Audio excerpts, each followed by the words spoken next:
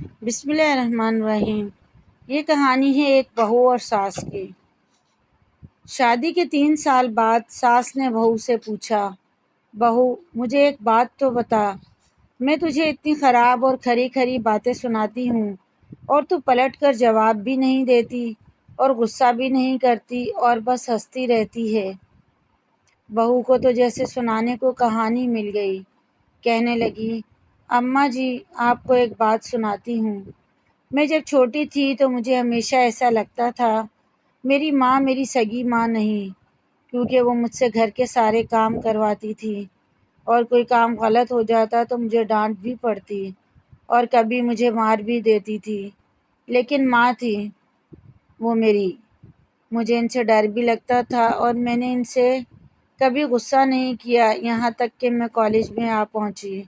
جب میں کالج سے تھکی ہاری واپس آتی تو آتے ہی کچھ دیر آرام کے بعد مجھے کام کرنے ہوتے تھے۔ پھر جب میری بھابیاں آئیں تب تو جیسے میرے کام زیادہ ہی بڑھ گئے۔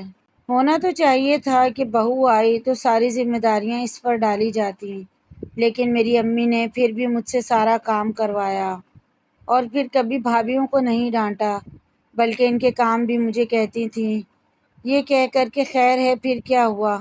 ان کا یہ جملہ مجھے ہمیشہ یاد رہتا ہے۔ وہ کہتی تھی، خیر ہے بیٹی اگلے گھر جا کے تجھے مشکل نہیں ہوگی، اور میں اس جملے سے چڑ جاتی تھی۔ جب میری شادی ہوئی تو 2 دن پہلے مجھے امی نے پیار سے اپنے پاس بٹھایا اور بولی، بیٹا آج تک سمجھ میں تیری ساس تھی، میں نے تجھے پریکٹس کروا دی ہے اور تجھے بتا دیا ہے کہ ساس کیسی ہوتی ہے۔ اب آج سے میں تیری ماں ہوں، اب تیری شادی ہو رہی ہے تو بیٹا تمہاری ساس تمہیں کچھ کہے تو سمجھنا جیسے میں کہتی تھی، ہمیشہ مجھے یاد رہتا ہے۔ وہ کہتی تھی، خیر ہے بیٹی اگلے گھر جا کر تجھے مشکل نہیں ہوگی۔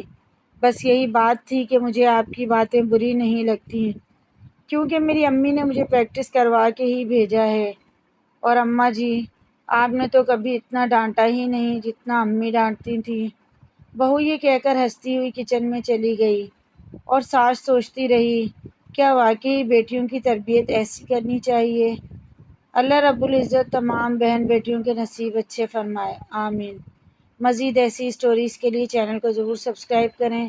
ویڈیو پسند آئے تو لائک شیئر کمنٹ کیجیے۔